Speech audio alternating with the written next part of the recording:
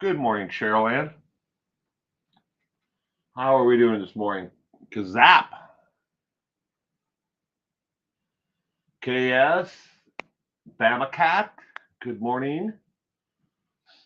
Good morning to everyone out there. I hope we are all having a wonderful morning so far.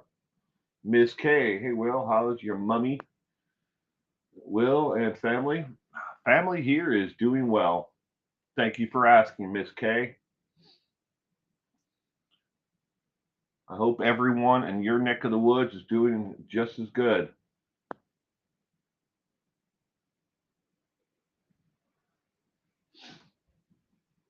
Becca Peoples. Hello, people. Duct Tape Bandit here. Oh, changed your name. Hello, Duct Tape Bandit. How are you doing? Long time no see.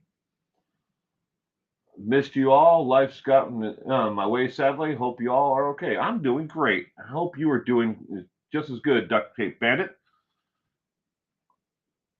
Never caught a live Miss K? Well, welcome to Saturday Morning Live. I do these occasionally every Saturday morning now. Otherwise, it's just a video news update recap of crime stories that I've been following throughout the past week. The best we can be. Thank you for asking, Will. You're welcome. This turbulent world, you never know. We take the best we can, and hope that that God only gives us what we can handle.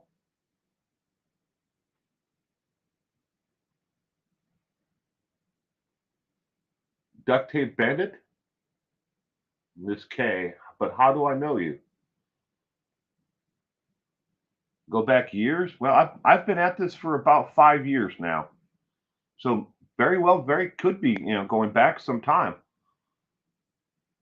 I've been doing this for quite a while. For 3 years, I did a Saturday morning live show. And just this past year, I stopped doing it. It's not because of viewership. It was because mainly because my schedule and conflicts, and stuff like that got in the way, as it does for a lot of people. So when you're in chemo, oh, well, I hope that everything's better for you, Miss K. I truly, really hope that everything is better for you. My wife went through chemo and radiation for breast cancer. It doesn't just destroy the patient, it destroys the family and those who love them just as much. It's I don't have words to really put to it, but just know that I hope that everything's better for you.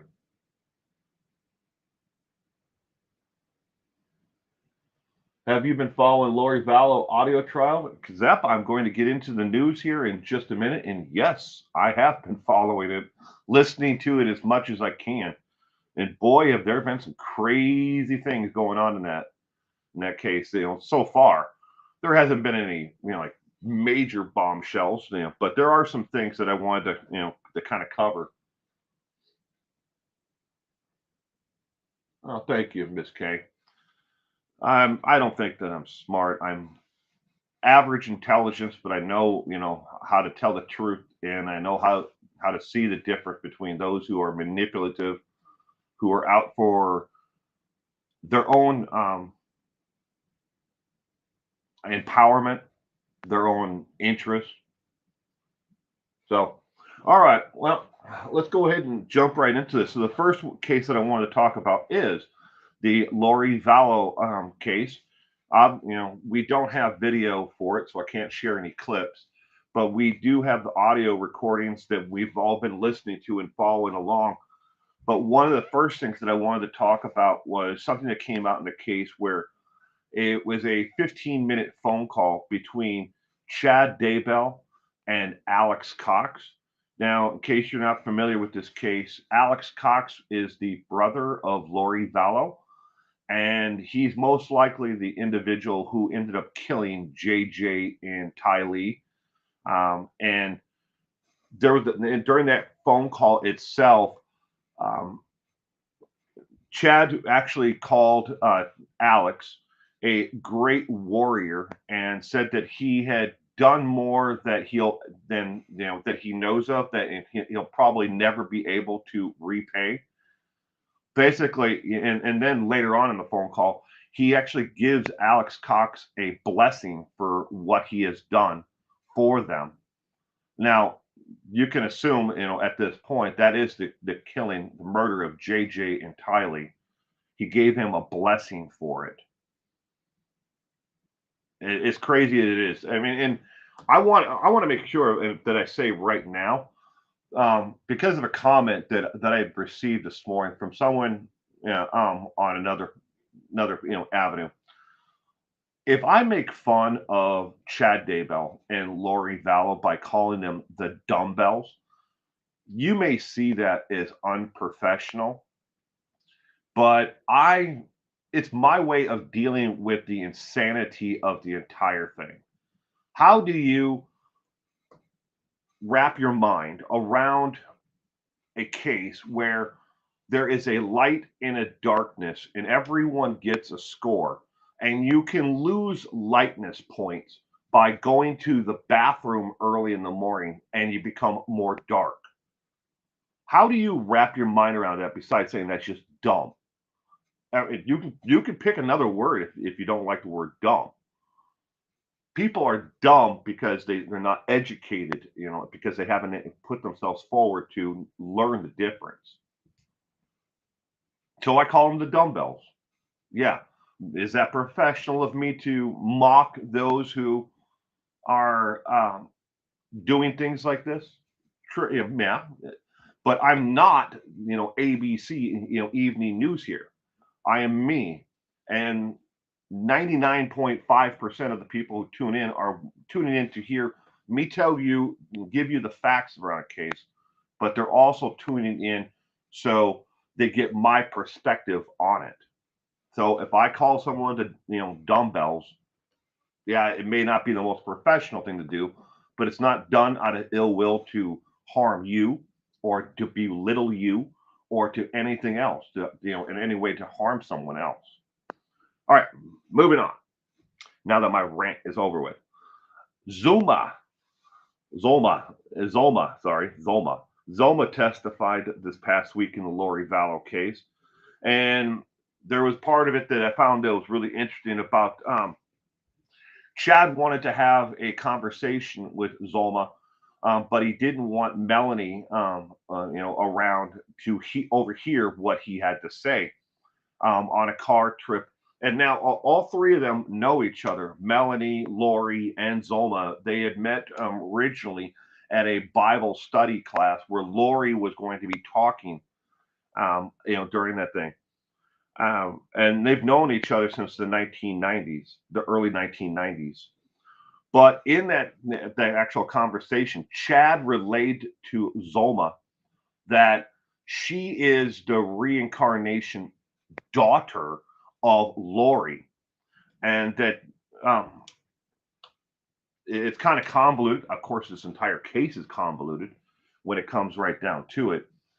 But that was the part that they was like, oh, so you guys murdered her biological children, but Zolma is the reincarnated daughter of Lori.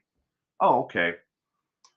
In case you guys didn't catch that crazy part of the audio, um, but again, where do you go from there? I mean, how much crazier is this case going to get?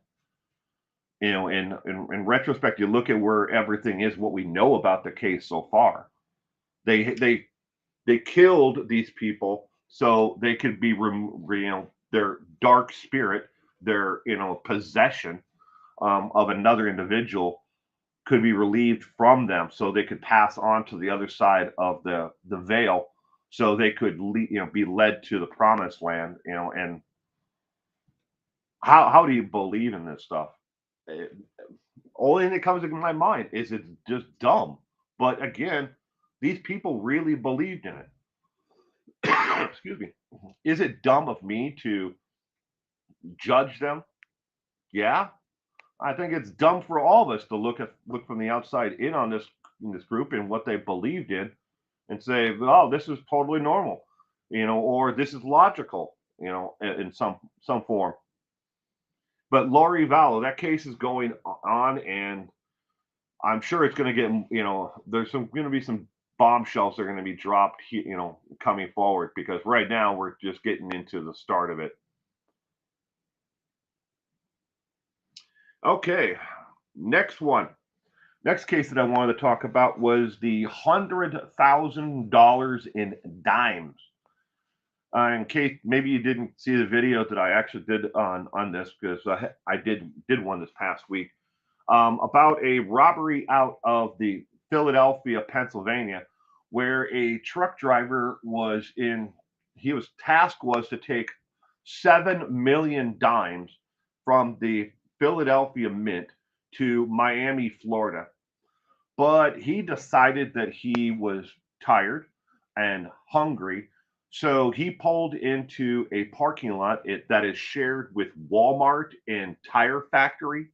And I realized now in retrospect, looking back on it, that I should have described what Tire Factory is. This is not a factory where they make tires. This is the store is actually called Tire Factory. Think of it as a Midas store, or a Les Schwab, if you will, a place where people go to get tires and mufflers and brakes and shocks and stuff like that. But this parking lot was shared with the two. The truck driver parked his truck there, went and got himself something to eat, got a full belly, and then decided to go home and get a good night's rest instead of staying with his load, which he knew was all currency. He didn't know if it was being destroyed. He didn't know what the thing is, but his manifest actually said that it was from he knew where he was picking it up from. But he left it there, and crooks broke in and they stole $100,000 worth of dimes out of the back of the truck. Now, the update on that is from the mess that I showed in the photo in that video. They're in up and down the street as they made their getaway. The fees dropped $13,205.10 in dimes on the road, and there may be more along the roadway. But right now, the police are under the assumption that there were as many as 3 individuals who took part in this actual heist. They don't have. They said they have leads on it, but they have not made any arrests in that case. So, next case, Leilani Simon. This case comes to us out of Savannah, Georgia. She is the mother who allegedly killed her 20-month-old son, Quinton Simon, and then discarded him in a dumpster. After a 6-week search for Quinton, his remains were found there in the dumpster, in the landfill. And then his remains were taken to Quantico, Virginia for a complete forensic examination. At this time, his remains have been flown back from Quantico, Virginia, back to Savannah, Georgia. But right now, they are in the morgue. They have not been released to the family. Now, Leilani's parents and the father of Quinton, his family, have both expressed that they would like to take care of, and they will properly bury Quinton's remains. But at this time, his body is actually still evidence in this case. And as the case moves forward, the defense is most likely going to want to call in their own forensic experts. But at the time, right now, the FBI says the cause of death was blunt force trauma to the head. And in the report, it also notes that it wasn't just one strike to the head that killed Quinton. It was actually a lot more than that. I don't want to get too graphic into it, but they do outline quite a few signs of physical abuse. Okay, moving on to the next and final one is Christopher Watts. Yes, good old Chris Watts um, is part of an investigation at the Dodge Correction Center.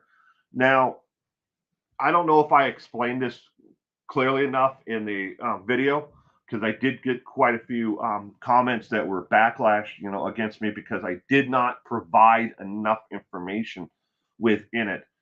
Again, I can't stress this. This investigation has only been going on for 2 weeks now. This past Friday, yesterday, would have been the end of 2 weeks. But the investigation started off with it was called a PREA investigation, which is a sexual assault investigation. And as the investigators came in to talk to witnesses and possibly the victim and the person that it may have committed the sexual assault. Now, this is taking place in his housing unit. There are only 22 men in that housing unit, but he his name came up later on. So the sexual assault investigation was ongoing. And while they were doing that, they found items that were stolen from Dodge Correction Center's inventory in the actual housing unit itself. And as part of that investigation into the theft of items is where Christopher Watts' name came up. Were the items found in his cell? It doesn't say. Did he have the items on him? It doesn't say. It also doesn't say what it is. It could have been, vegetables and fruit and stuff like that from the actual kitchen, but I don't know that for a fact, and I can't report that. So there's where people were upset about how little of information I provided. But I ask everyone at the same time, how many other people are actually, reporting on or looking, at the investigation? I know of two news channels that briefly covered the investigation into the theft, but didn't say how it actually, the investigators got to the point where they were looking or talking to Christopher Watts. So we don't know where this is going to go at this point. Will their criminal charges be handed down against, Chris Watts? Will he lose privileges over this? Will he be, exonerated of it altogether, and they point to somebody else in his housing unit? We just don't know at this point. So that's where it's at with Christopher Watts. Those are the news stories that I've been following this past week. Now, a lot of people ask me if I've been following, Letitia Stout case. No, she's just too bat nuts, insane for me to cover. I can't make even heads or toes of what she's going to do next or say next or where that case is going to go. It does have interest, and I'll give you that, and I don't hold it against anybody for wanting to follow it, but it's not been one of the cases that I've been following. I've also been asked if I've been following, some of these other cases like the out of Portland, where the individual took $200,000 out of his family's joint account and threw it out the window down the interstate. So people have been searching the interstate for $100 bills. I haven't been following that one either.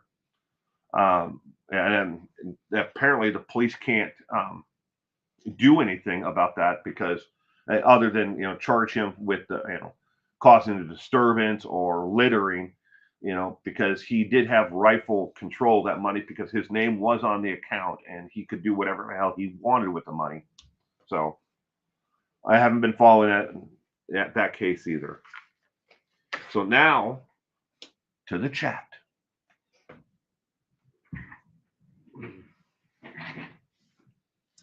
Good morning, Mike Stevens. Susan Weaver, good morning. Welcome to this morning's chat. Cement Shoes, good morning, sir. I had to switch my cell phone, couldn't get reception at all on my iPad. Oh, I'm truly sorry about that, Cement Shoes.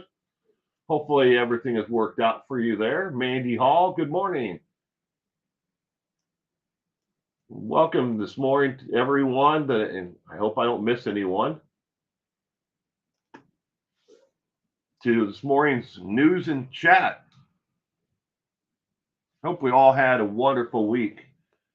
I know it's different than I'm doing a live stream this morning, but as I changed my schedule, I notified everybody that I could that I would be doing occasional live streams on Saturdays as well. So the morning news recap normally is a video now, and probably once or twice a month I'll be doing one of these morning live streams. So I hope you all enjoyed it. Doing a little recap of the news and then coming in here and opening the chat up so everybody can talk and I can get some feedback. Lori needs to hurl Chad under a bus. Yeah, and I think that's coming, Mike. I really do. I think they're going to get to the point where it's going to be she did it, he did it, no, Alex did it, and they're just going to point fingers in every direction. But right now, I think the prosecution is definitely kind of tying everybody together, especially for the conspiracy theory. That they were all not that there was conspiracy theory, but they were all in a conspiracy to commit these crimes together. And I will 100% agree with people that I'm still shocked that Melanie and Zulma are not in prison. If you read the actual known text messages from Zulma and Lori, they talked about how much insurance money they would get if Charles was dead or if these people were gone. And I mean, it looks like a conspiracy to me. And why is she not in jail? Why is Melanie not in jail? If she knew all about what was going on before and if not during the actual what happened to the kids. It's insane and dumb. I'm actually the reincarnation of Henry VIII. I want my crown back. So we'll call you Sir Mike Stevens. I don't know if I can give you the crown. Leave court because of her delicate mental health. What? Yeah. She's going to faint that somewhere along the line. She's going to bring up that she needs, more time, or that her attorneys are going to say that they're worried about her mental health. It's going to come up. I know it is. Why does somebody have to hate you? I'm sorry, I'm going to have to scroll up to find out. I don't hate anybody. I don't even hate my enemies. And apparently, I've grown my own fair share of them over the years of doing this.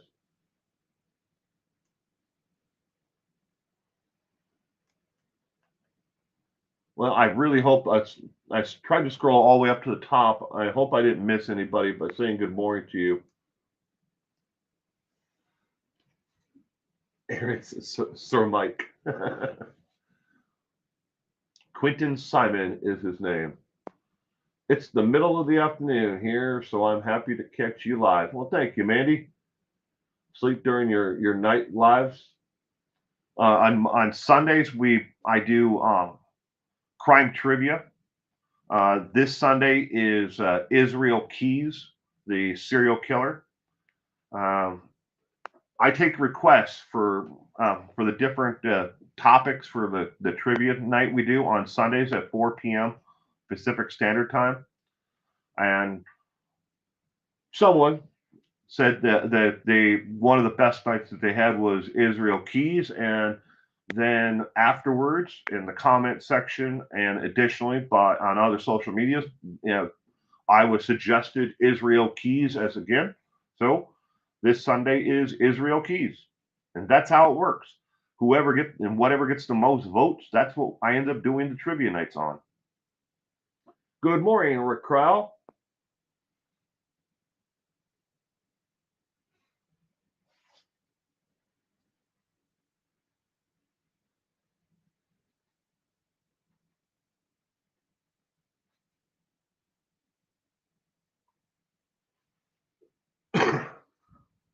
Get Mike back his crown. He is the reincarnation of Henry VIII. I am.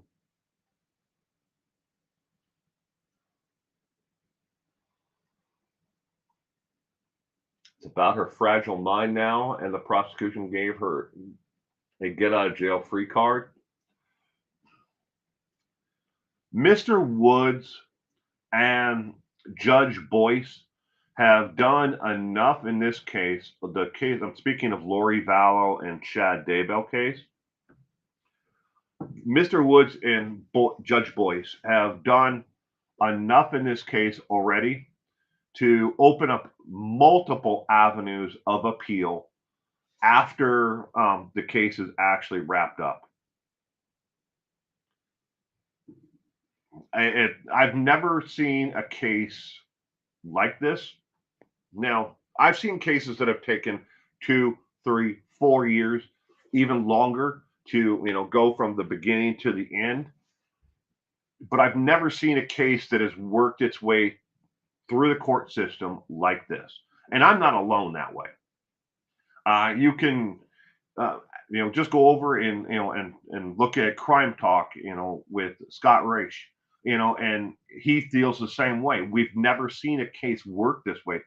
And by saying that, I'm not giving that due justice, in that right now, today, even at this point of the Lori Vallow trial ongoing, Judge Boyce has still not set down a firm order, and that the defense cannot continue to file motions that will delay the case. He's never done it. They could file 40 motions tomorrow, and all 40 motions have to be heard underneath her, because of her constitutional rights. He's never done it. Why don't they do that? They do it in every other state that I'm aware of, but not apparently in the state of Idaho. They just let things just kind of noisily take their own course, and that's insane. Why would you do that? Because halfway through the court case, or tomorrow, I mean Monday, her attorneys can come in and go, well, we would like to file all these motions, and the court has to file them, and they have to hear them all. And how do you keep, as a prosecution, how do you keep the thing moving along?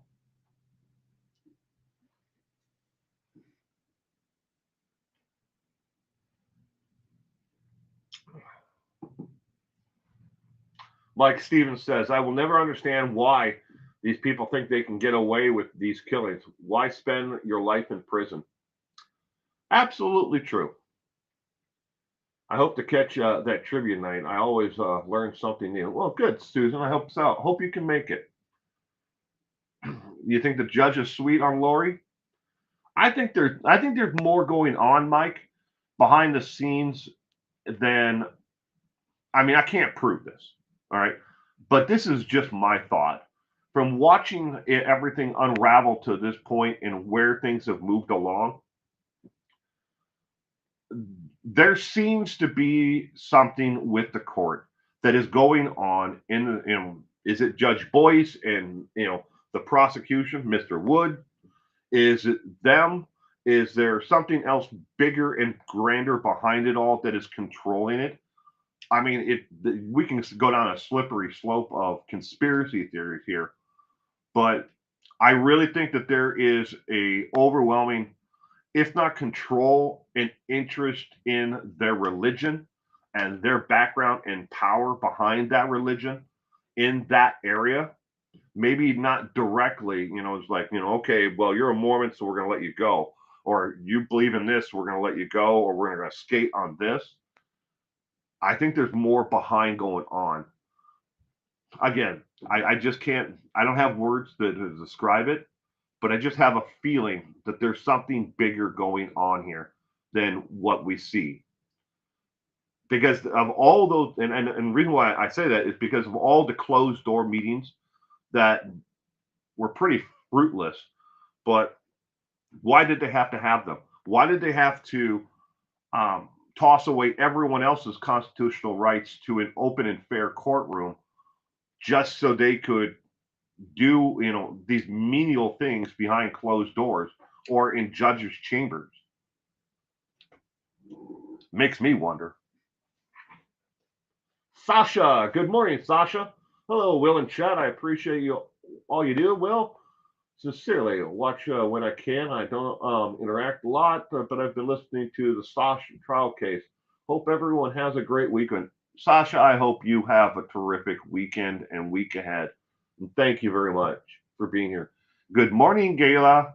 How are you doing? I hope you had a wonderful week. Thank you for joining us this morning. Judge, I don't show these picks. They're grisly and prejudicial. That's the sentence that the prosecution states. That's what the defense team says. Not a prosecution team. Problem if she's, yeah. I still think we should have the camera in the courtroom. Especially in Lori's case, the artistic drawings of what she looks like at the table is just not enough for me. I want more. I demand more.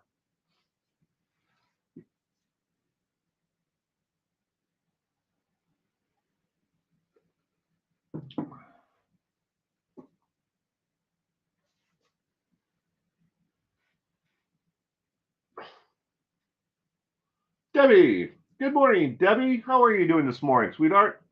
I hope you are doing well and you had a wonderful week.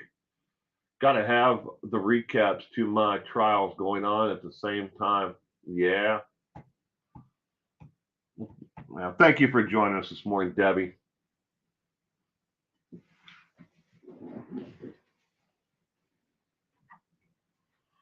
I miss doing these Saturday morning lives. So it was something I looked forward to doing every week.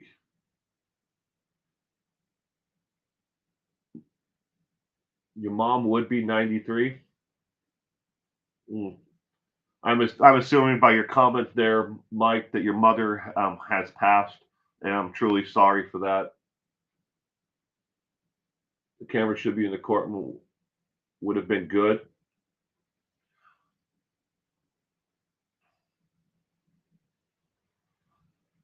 What do you guys think about the Judge Boyce's ruling in the state of Idaho's ruling? There, how the legal law is there that the Woodcocks are not victims. The state of Idaho's statute on what is an actual victim to a crime basically boils down that the Woodcocks are not victims of the crime because of blood relation. Do you think that the Woodcocks are victims of the crime? Put a yes or a no in the comments and let me know. I mean, where do you stand on that? Do you think that the crime victims compensation should help the Woodcocks as an additional question? Grizzly and Human, they refused Lori right to leave the courtroom. The judge agreed. Mandy says yes, that the Woodcocks are victims of this entire event, the crime, the death and murder of JJ and Tylee. I mean, just because they're related by more to JJ doesn't mean that the Woodcocks ever didn't love Tylee just as much. And that seems to get lost in a lot of of the conversations out there that they are an advocate for just JJ, but they love Tylee just as much. The grandparents are victims if they're blood. I think the law with the state of Idaho needs to be reworded, Mike.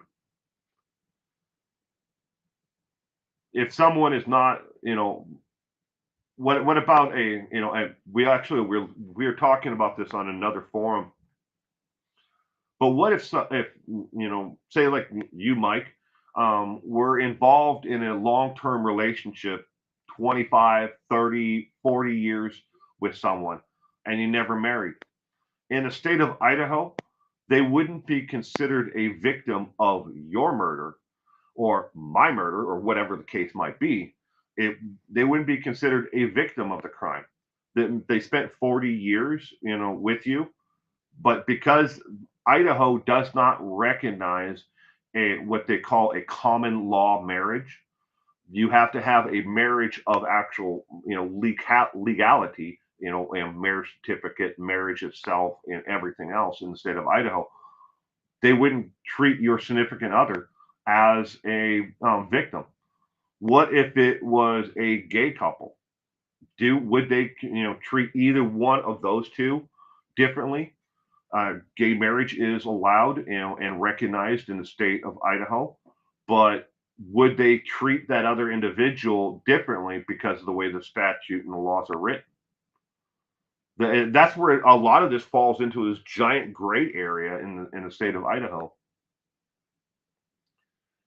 Good morning, Gemma. Gemma's here in the house. So good to see you. Oh, good to see you too. Your mother would have turned 90 in March.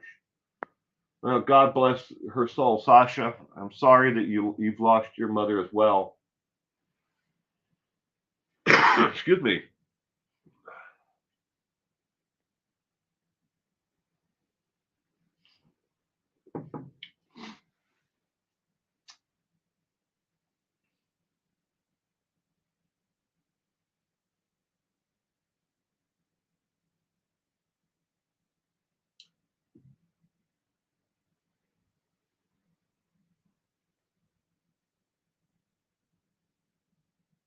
I'm approaching my 4.7K. Will, so happy. Well, I'm happy for you too, Jenna. You keep going. Don't give up. But again, like I told you, if you need to take time away, please, for the love of God, sweetheart, do it. Your mental health and your health in general is number one. Everybody will be here when if you need to walk away, take a break. Even if you don't stop, what you're doing, just take a day every week of your life. Go walk around a park, feed the birds, do something that is outside of your normal wheel box that's relaxing. It's the only way I get through this. Is I take a day every week, and I just deprogram, just relax, let everything go.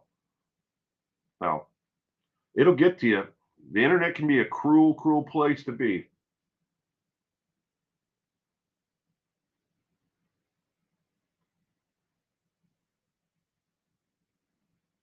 Well, good, sweetheart.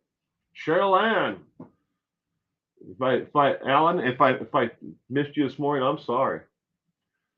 I hope you had a wonderful week as well. Appreciate your email. It made me emotionally happy. You care so much. Thank you, Will. Well, sweetheart, I'm always here. I'm, an email away or a text message, whatever, however you need to reach out, you do that. And I truly mean that.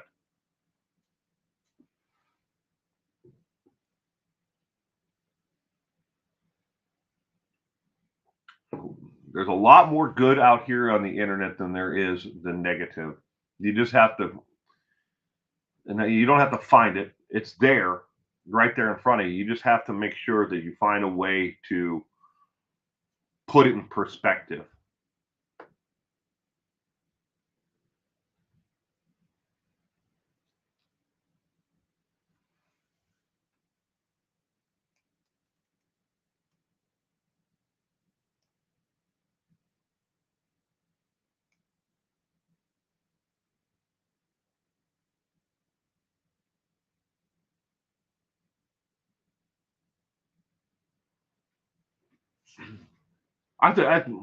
Miss K, I think there is right now, before the trial of Lori Vallow even started, there are two issues that the state of Idaho is going to have, a huge issue with when it comes to mistrial.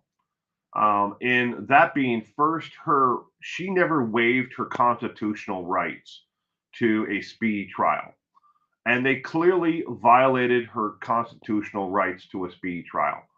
Even if you take the time that she was being restored away from the time when she was arraigned to the time when the trial started, even if you take that block of time she was being, restored at the state hospital away, and you take the extenuating circumstances and you give that a block of time, they were still well past the time to actually have her trial start.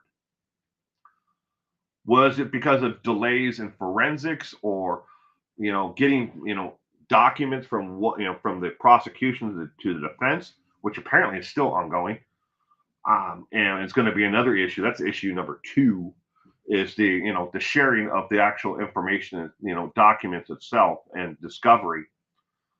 That the discovery motions, all but those two together are a major part where the state of Idaho is going to have, they've opened up a giant can of worms for her afterwards to file an appeal. So and or if they're able to bring it up during the, between the end now and then, they could very well bring it up, and it could be declared a mistrial. Will Judge Boyce do it? That's roll of the dice right there. I mean, half the time you don't understand what he's doing, because he'll just decide, instead of doing it in open court, he'll do it in judges' chambers, or he'll do it once he's removed everybody from the courtroom. So, and then it might be 6, 8 months, 12 months, or never that we'll actually understand. I can't tell even a start to put a number around it, other than say I'm well over 100 FOIA requests into the Lori Vallow and Chad Daybell case. I'm well over 100. I have filed Freedom of Information Act requests with the courts there in Idaho pertaining to this case. If I had to really narrow it down, I'd say maybe close to 150, 125 to 150, somewhere in that ballpark. I'm not the only ones. East Idaho News and Nate, Easton, over there, they've probably filed, if the same amount, if not more, trying to find out what these closed door hearings and sessions were behind, without the public. Um, Cheryl has filed quite a few herself that I know of. She's probably in this around the same ballpark, but it's insane. And they don't respond to them. If they do, it's like a month and a half, 2 months down the road. They're like, yeah, denied. And it's like, why? Why would you do that? Why would any court do that? Let alone this little case in Idaho, where a mother, and her new husband killed her children. I mean, I have an easier time right now of getting documents from across the country, from Mobile, Alabama. Matter of fact, I got one just the other day. But I got Freedom of Information Act request from them via email, but I still got it. And I can't get one out of Idaho, and this case, which is less than 130 miles from me, where it's taking place right now. It's insane and dumb.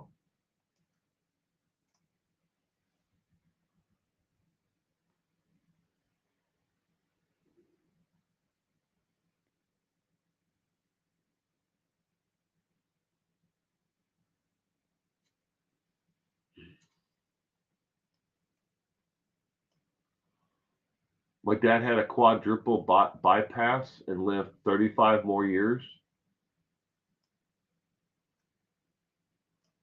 Wow. That's 35 more years of time with someone. That's, give it to modern medicine, huh, Mike? That they're able to, to get him another 35 years. And that's a success. I know people who've had, I don't know if they've had quadruple, but they've definitely had bypass surgery. And they were able to get a couple of years, but the quality of life wasn't exactly the best. But I hope that you're in 35 years for your dad. That's something that to celebrate.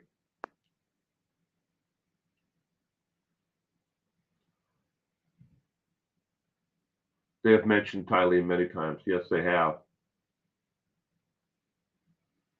I'll be reaching out. I love being part of your community and love what you're doing. I'm super proud of you and your family. Oh, thank you, Gemma. Appreciate it. We're proud of you too. We share your channel every chance we can within the autism community, that on online and offline. You're someone to look up to and to be, to show people that, just because you're not, neurotypical doesn't mean you can't, do it. And I still want to know what the hell neurotypical is. I still question that to this day. I know people out here who are supposedly normal or neurotypical who act like complete morons, and they have no idea what's going on around them in their environment, communities, anything. But those people are normal. But here we are. We have to. People, the society looks down or thinks that people on the spectrum are less, which is completely wrong. I know for when it comes to my son, I've got nothing but high hopes for him, and I'm going to do everything I can to make sure that my son, gets every opportunity and every tiny little spot time.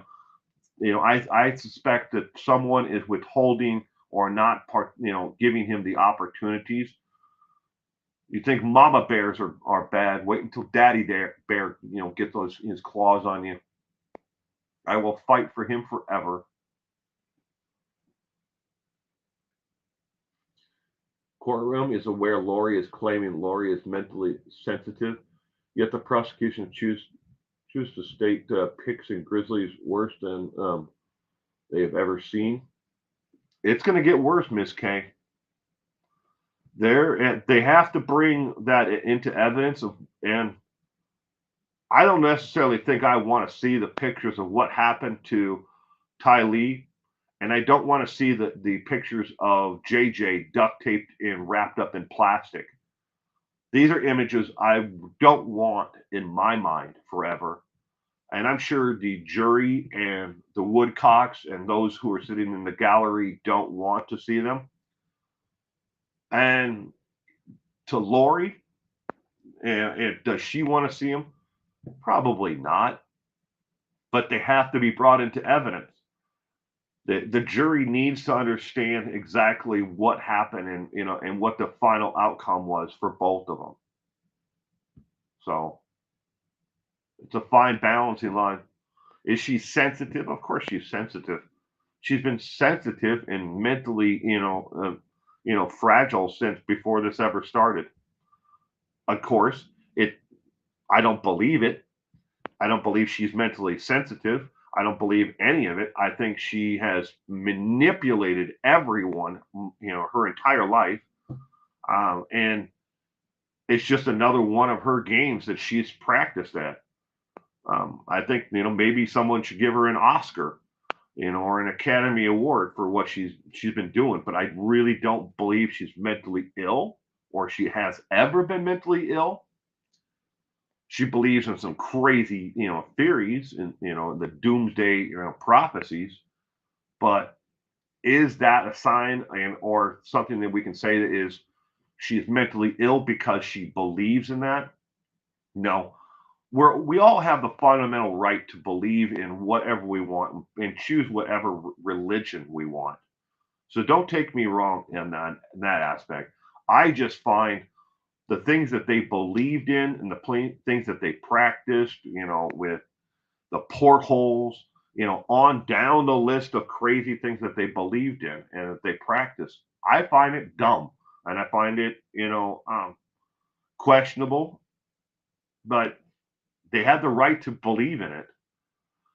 Where they crossed the line is murdering Charles and then murdering Tammy and murdering JJ and Tylee. That, and I have to throw Joseph in there as well. They may not have shot him, they may not have poisoned him, but they killed Charles, Joseph. They killed Joseph just as much. By removing Ty Lee from his life, the only thing that he wanted was his daughter. By removing her, they slowly killed him. And if maybe it wasn't the final cause of death, but it killed Joseph. It killed him from the inside out until they destroyed him and he was dead. Yeah, so maybe he stopped taking his medication. Maybe he just gave up on life. They bankrupted him. They did everything to him. They mentally tormented him, and all he wanted was his daughter. And how hard would it have been for her to say, "You can have Ty Lee, and to the Woodcocks, you can have JJ," and they'd both be alive today, and then we'd be looking at just the murder of Tammy, in Idaho, and then Charles down in Arizona, which was a complete setup. Uh,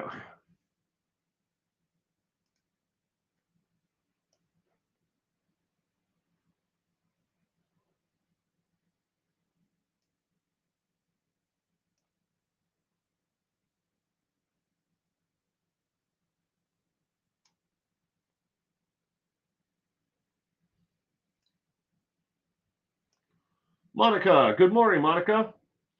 My father also lived 35 years after his quadruple bypass surgery. He also had a pacemaker and lived till 84. Well, that's a good life, Monica. I'm sorry to hear that your father has passed. Just keep his memory alive.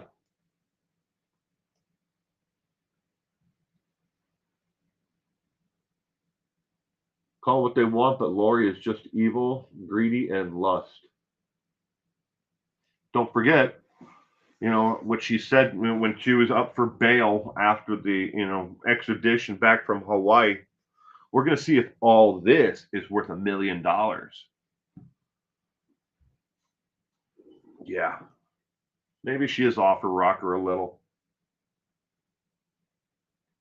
I'm not sure if the M was cut off, or is it Mike or Ike? Most message posts say Mike Stevens. Yes, it is Mike Stevens, Sasha.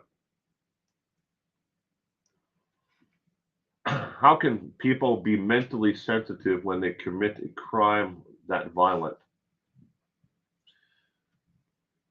Well, I'm not a psychologist, Gemma, but you can feint it. You can try to make people believe that you are. After the prosecution. Good morning, Interpeas, and welcome to this morning's news recap and chat.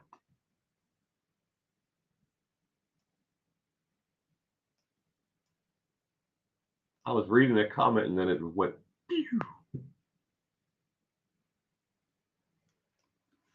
Call it what they want, but Lori is just evil and greedy and lust.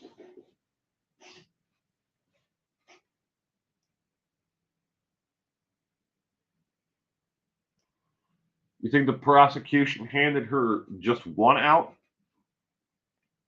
I haven't been keeping score, Miss K, but I would say that the prosecution has given her multiple outs. The state of Idaho and the prosecution handling of this case has given her multiple outs. And at every point along the way, I'm just surprised once they took the death penalty off the table that she didn't decide to roll on Chad right then and there. I'm really surprised. I thought that was going to come within like a week. I was like, "Oh, you're taking the death penalty off the table? Great. There's no way I'm going to be able to, to defeat all of these, these charges and allegations against me. That she didn't take the, I'll tell you what he did. It was all him. He was in cahoots with my brother.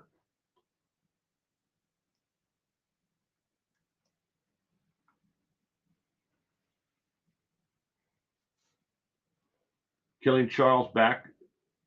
You didn't get the insurance money. I don't know, Mandy, if it was necessarily the insurance money. Yeah, true. She definitely thought she was going to get that insurance money and didn't know that Charles had changed the policy. But Was that the reason to actually get rid of Charles? Or was it more that Charles was going to get in the way? He was going to, he was looking to have her committed, you know, because of what she was doing, what she believed in, what she had said at that point. Maybe, I think of it this way more than the insurance money. Yeah, true. I mean, there's that greed involved, and she certainly was surprised when she found out that he, had changed the insurance policy. But I think it was more that they needed to get rid of anyone that was going to expose them, and he was going to be a sore spot, a thumb in their side or in their behind. Then they needed to get rid of him because he would have thrown a major kink in the entire thing. Again, we're in Arizona. We're not even in Idaho yet, and here we are already plotting. Lori is with her brother to have Charles killed. I mean, the entire thing was a setup. Uh, yeah, supposedly, Charles hits him in the back of the head with an aluminum baseball bat. Doesn't cause any bleeding wounds. Doesn't cause anything more than a scratch to the top of his head. But Alex is still able to pick up the gun and shoot him, not once, but twice. And that's one of the things where, if Alex was alive today, he would go down for murder in a heartbeat. And the police definitely dropped the ball that day there in Arizona, because the second shot came from him standing over him. The bullet went through Charles and ricocheted off the floor underneath him, and that wasn't even obvious until the medics had picked up the body and moved Charles. Oh, you shot him in self-defense. Then why did you stand over him and shoot him again the second time? He went down for murder for sure. That was, you can start, the mistakes were started there, and well, if not before then, and they carry on all the way through Idaho.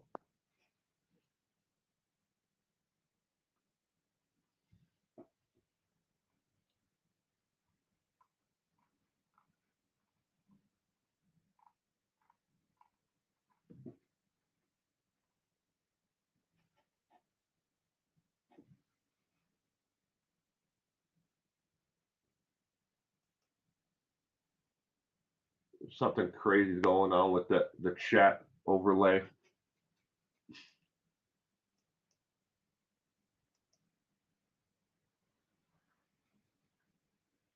There we go. I'm trying to show it on the screen. I hate missile simple legal technically. Okay, get some one out, but the prosecution, the judge handed a mistrial. Was it agreed?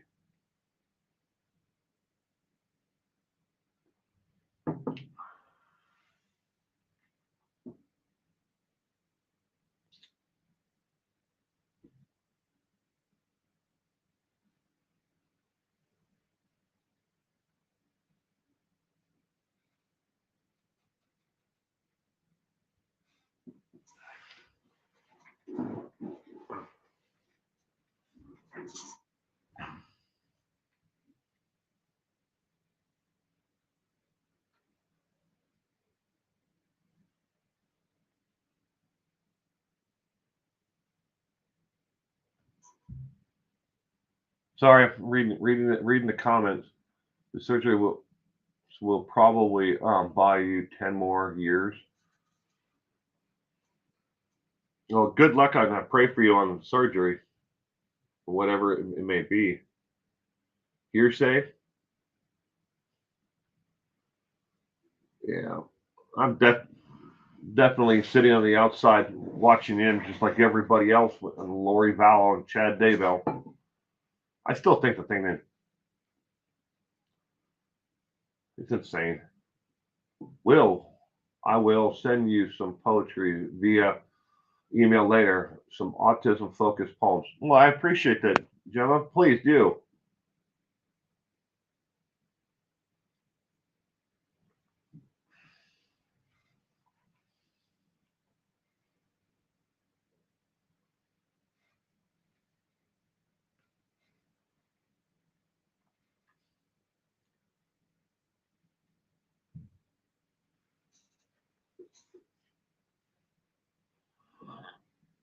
Excuse me.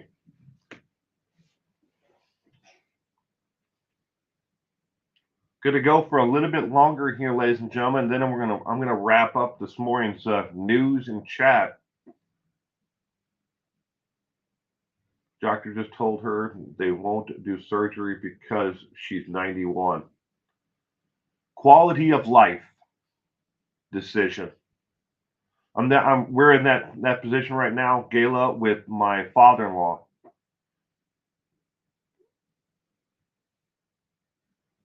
The doctors have decided he has hepatitis that he contracted during Vietnam, and on top of that, he has other medical issues that they've decided that they're going to treat the hepatitis as much as they can, but they will not take care of the rest of it because of her age, and they call it a quality of life decision.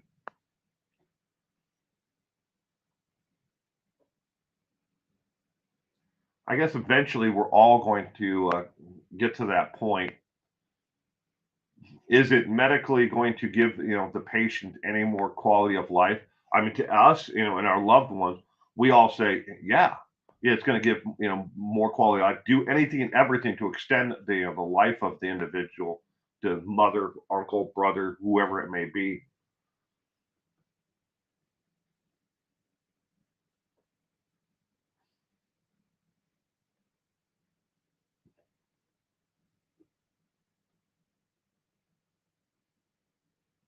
And stage 2 dementia, I'm so confused, Will, about what it means.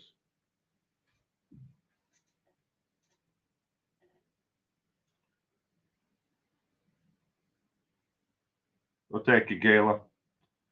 But we're all going to eventually have to make those own decisions for ourselves, or we medically, we'll have to put it in the hands of somebody else. Um, my heart goes out to you, Gemma, about your nan. Dementia and Alzheimer's is not it's not something that a lot of people have. You got to reach out, and you have to find a support group for it. Um, I've dealt with dementia, not myself, but my grandfather had dementia. In the earlier stages of dementia, um, it was difficult, and to watch him mentally, slip even further into a point where we eventually, had to put him in a care facility. But my heart goes out to you, definitely. You need to find someone who works within that, and hopefully there's a support group or someone, some place you can reach out to for assistance in your area. Going for a meeting on Monday, Will. I'm planning ahead. I need it too because of my autism. All right, you do that, sweetheart.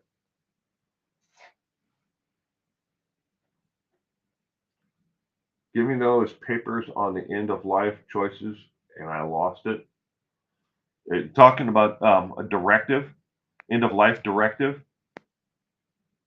Me and my wife have an end of life directive, and then we also went through the Neptune Society to take care of our final expenses. I have a spot in our family mausoleum, but it's in Wisconsin, and obviously I don't live anywhere near there. And the cost to ship me, back home once I'm gone would be, extraordinarily expensive. So I'm looking at giving up my spot in the mausoleum, but then again, what do? You can't just put a body in the back of a pickup truck and drive it, across the country. They kind of frown on that a little.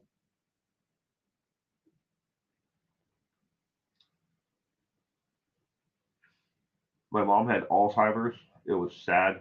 She lost the ability to speak. I'm truly sorry, Mandy. It's heartbreaking. It really is. My heart goes out to you and everyone who's had to deal with Alzheimer's or dementia. It's not easy to deal with. I don't think there's anything in our lives that's going to make us ready for it or be able to cope with it completely. The prosecution made her defense incoherent. Her to be irrational, fragile, and psychological. Now they're going to play up different parts of it, Miss K. Did the prosecution push her over the edge, knowing that she was mentally fragile? Uh, it's hard. It's hard to say. It really is hard to say. But at the same time, the images, and the just the nature of the case itself.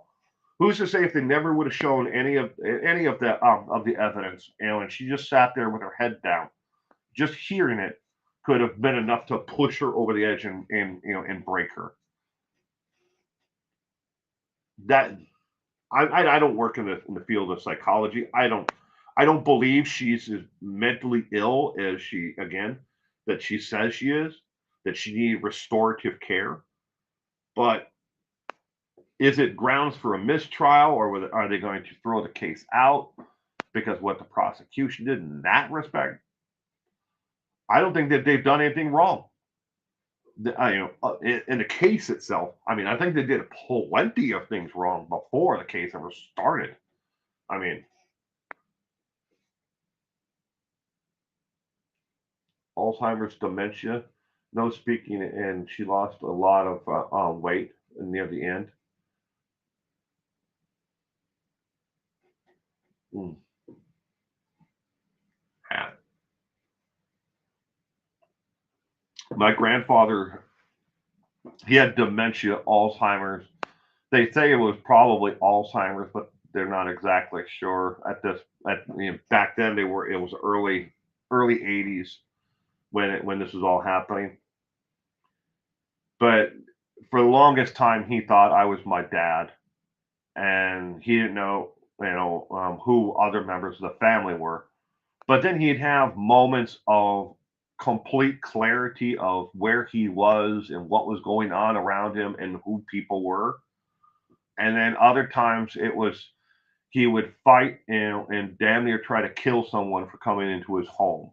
People who had been there his entire, time that he had lived there. You know, it was like a roller coaster. There was no period except for towards the end when he didn't recognize anybody anymore and he couldn't communicate. But we had him in a home, a veterans home in Minneapolis, Minnesota at the time, and he kept on leaving. He found really inventive ways for a man who was in a wheelchair most of the time, but could walk but short distances.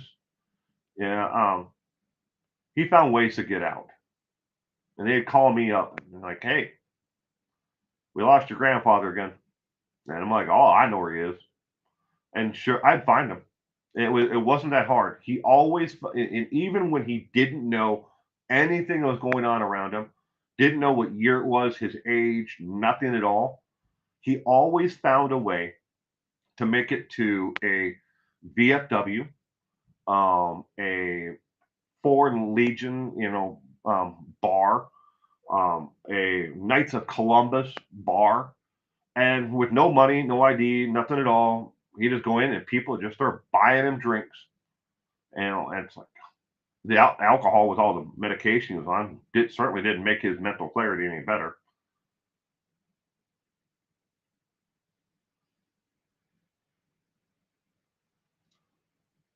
well, when she knew she was in, they knew she was unstable, not stable.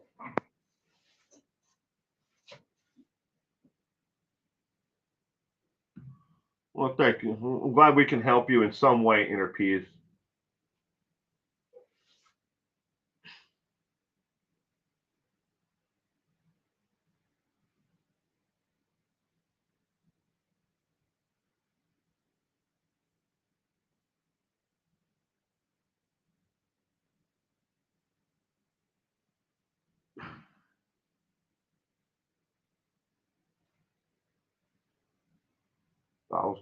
They just discovered her heart valve is dilated. They won't do surgery now.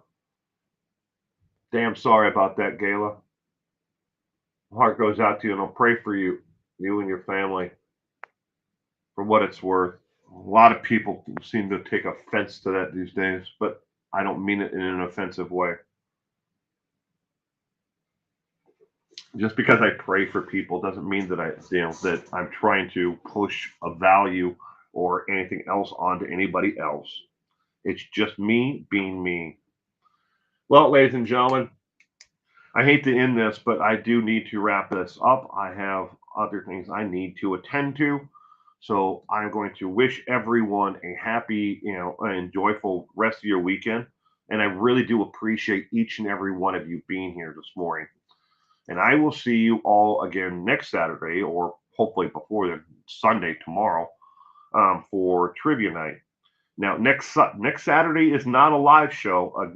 Again, it is a pre-recorded episode of the news recap. But again, twice a month, once my schedule gets ironed out, I will be doing at least two of these a month, where it's live news morning shows again in open chat. I know so many of you have missed them and wondered why they were gone, but I'm trying my best to do, and offer the content that so many people richly enjoy. And I thank each and every one of you again. Have a great weekend. Bye bye. And don't forget, good night and good luck, as Edward R. Murrow would say every night.